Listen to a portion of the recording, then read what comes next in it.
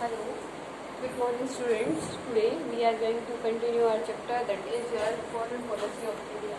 Chapter 3rd, foreign policy of India.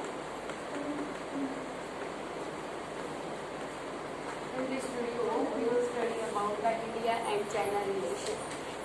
India and China. As we know that at present, after the independence, the China is the neighbor of the India. You can see from the Google or the globe that China is the neighboring country of the India. Okay, beta. After World War II, India and China emerged on the international map as great friends. The Chinese had shown their sympathy with India's freedom struggle, and the Indian leaders welcomed the Chinese Revolution in 1949. As we know that India is the neighbor of China, and in our previous video we already studied that why the good relation is very important for a country. Okay, beta. And in this topic we will study about the relation of India with China. Okay, beta. As I want to tell you about the 1971. Before the 1971, the China was an isolated country.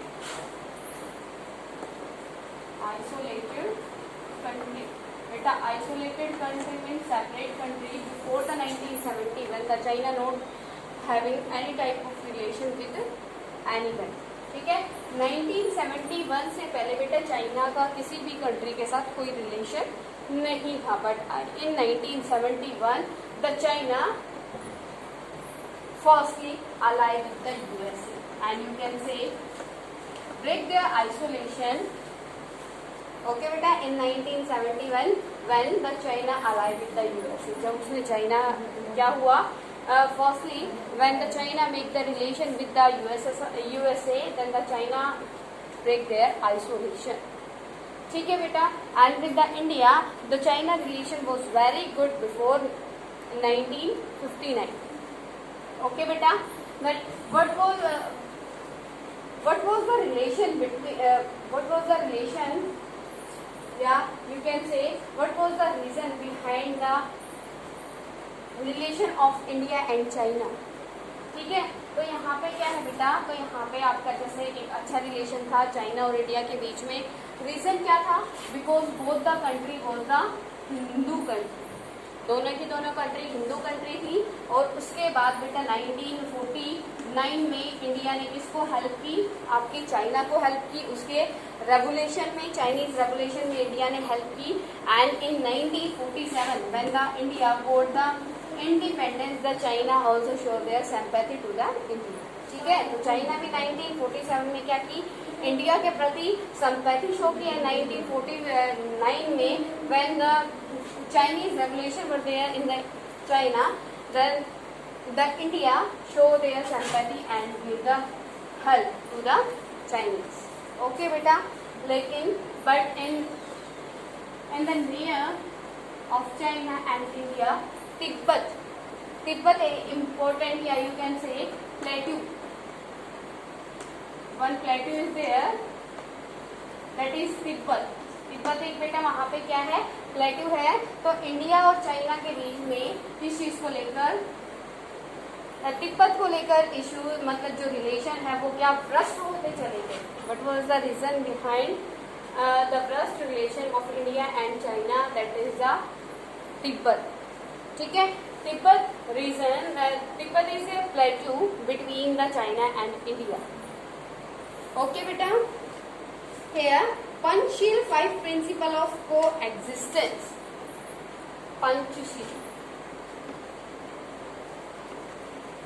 Panchsheel बेटा 5 principles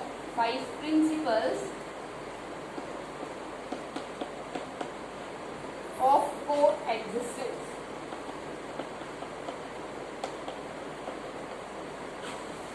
As I told you that before the 1959 India and China relation was very good. Okay beta, why the Panchsheel principle was adopted? Panchsheel means beta five principle.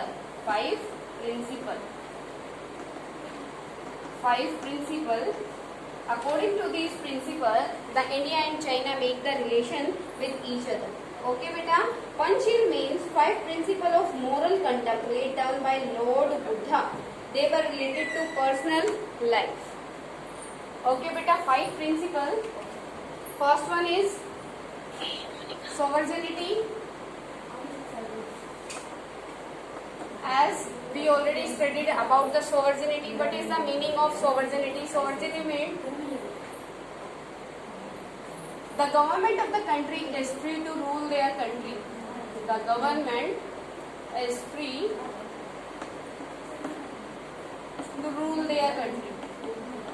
Okay, it means between the China and India were first principle, that is sovereignty. No country, China and India, will interfere their domestic issues and outer issues. Okay beta, first relation, first principle of the Panchsheel agreement, that is the sovereignty. Sovereignty बेटा संप्रभुता मतलब क्या है कि कोई भी country ना तो चाइना इंडिया के इंटरनल इश्यूज में इंटरफेयर करेगी, ना ही इंडिया चाइना के इंटरनल इश्यूज में इंटरफेयर करेगी. Clear to everyone? Next one is mutual cooperation.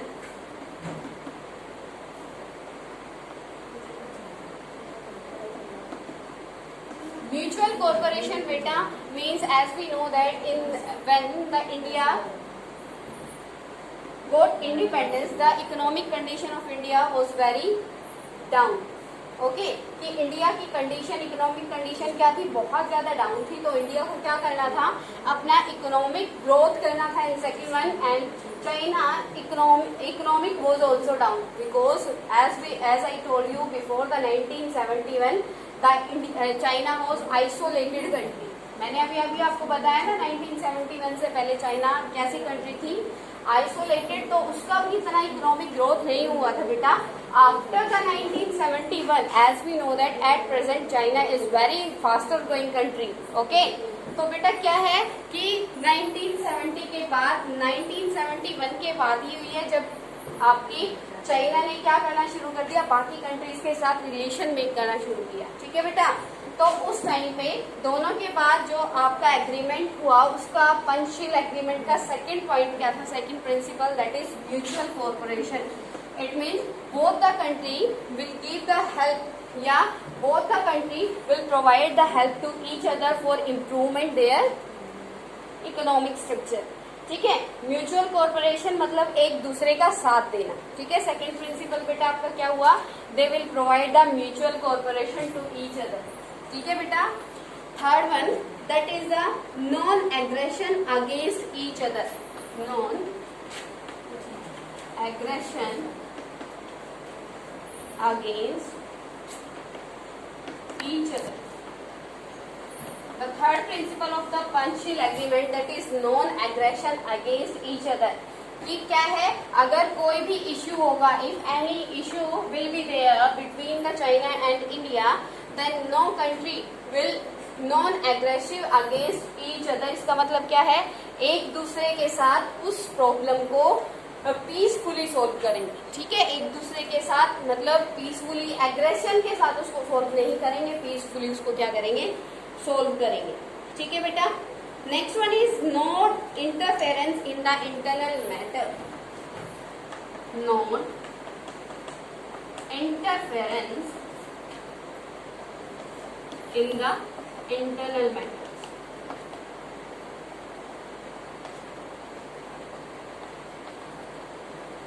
ये क्या है बेटा? कि no one country will not interfere in the internal matter of each country. मतलब हाँ, वो एक दूसरे की किसके बारे में बेटा? वो एक दूसरे की इंटरनल मैटर में क्या नहीं करेंगे? इंटरफेयर नहीं करेंगे. As we already discuss about not interference in the matter of the countries, that is sovereignty. Sovereignty also says that about the not interference in the internal matters. ठीक है बेटा. बेटा? तो क्या था इसका फोर्थ पॉइंट, क्या था कि एक दूसरे के क्या इंटरनल मैटर में इंटरफेयर नहीं करेंगे। ठीक है बेटा, they will not interfere in the domestic issues of the countries. ठीक है बेटा, fourth point clear to everyone. Next one is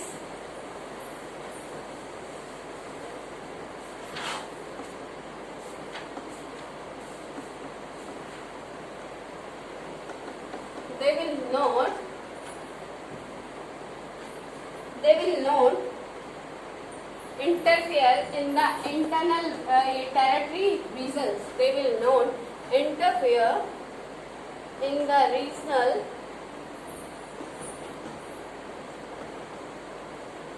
territory regions.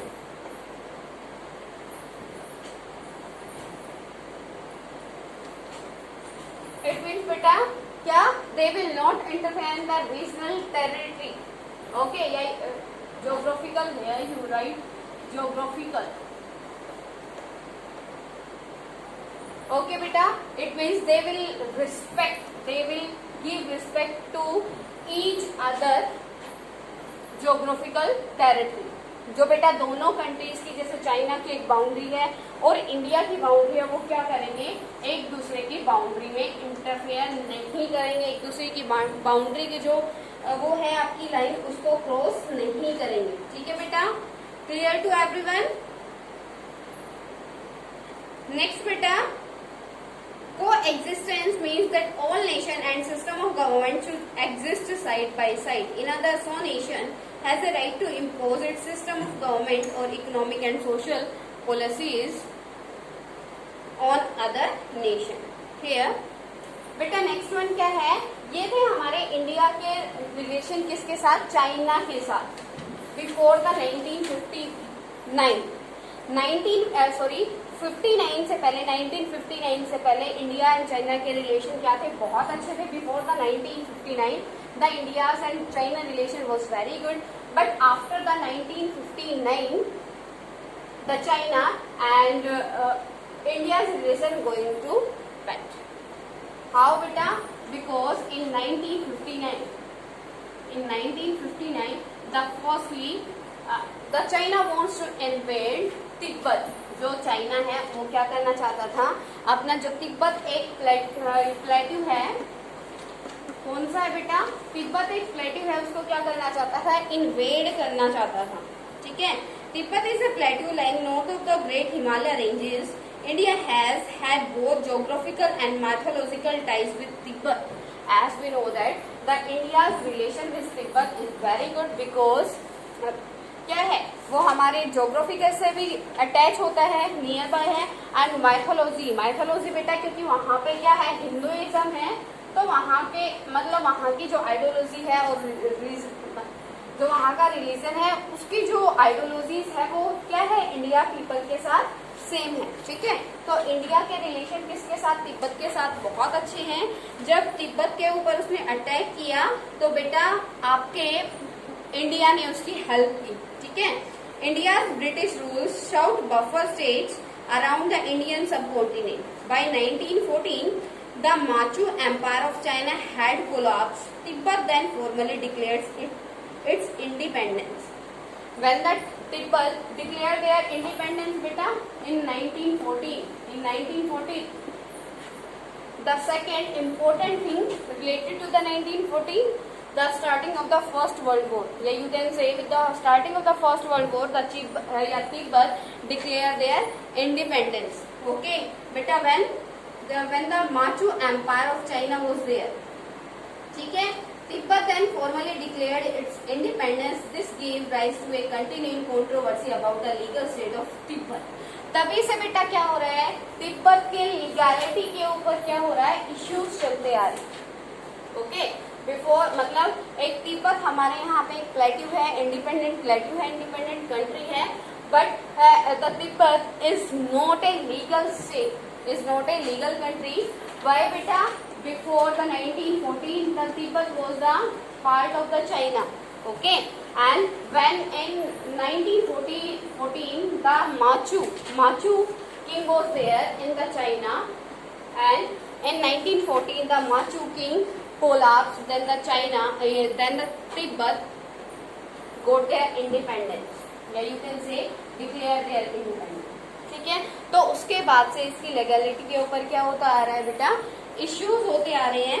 Clear to everyone? The communist rulers of China had their eyes set on Tibet from the very beginning. Chinese army invaded Tibet in September 1949. बेटा firstly in 1949 in September 1949 the firstly China invaded on the Tibet. Okay. India's Deputy Prime Minister Sardar Patel wrote to Prime Minister Nehru on 7 November 1950 expressing serious concern. बेटा जब क्या हुआ आपके China के ऊपर, तिब्बत के ऊपर, when the China invaded the Tibet, then the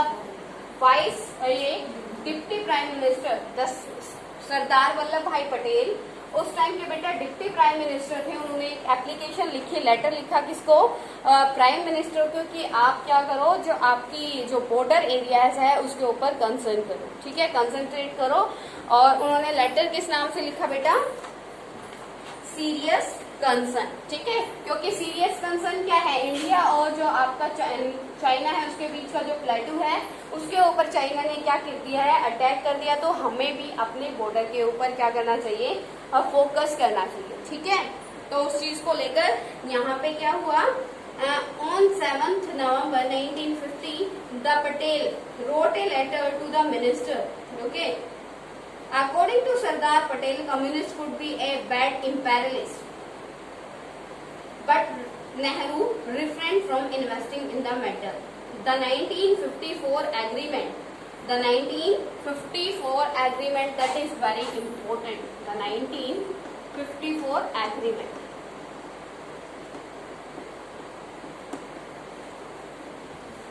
It is very important agreement. So please listen this carefully. In 1954, India signed with China new agreement which regulated trade between Tibet and India. अब ये बेटा agreement क्या था, इन 1952 में जो agreement हुआ between the India and Tibet and China, वो क्या था कि इंडिया एंड चाइना, या India is free for the trade in Tibet. जो क्या है, इंडिया क्या कर सकता है, तिब्बत में ट्रेड कर सकता है. क्लियर? अब बेटा ये क्या था, by this agreement India gave up all the special privileges enjoyed by British India and recognized Chinese right to general control over Tibet. This agreement और treaty enunciated the principle that came to be known as 5 principle of peaceful coexistence. बेटा जो 5 principal मैंने आपको कराया था वो क्या है बेटा, कब हुआ था, जो आपका द 1954 एग्रीमेंट हुआ था, मतलब उसके 5 प्रिंसिपल्स क्या थे, पंचशील और 5 प्रिंसिपल ऑफ कोएग्जिस्टेंस. जो आपके क्या थे बेटा, 5 प्रिंसिपल ऑफ कोएग्जिस्टेंस.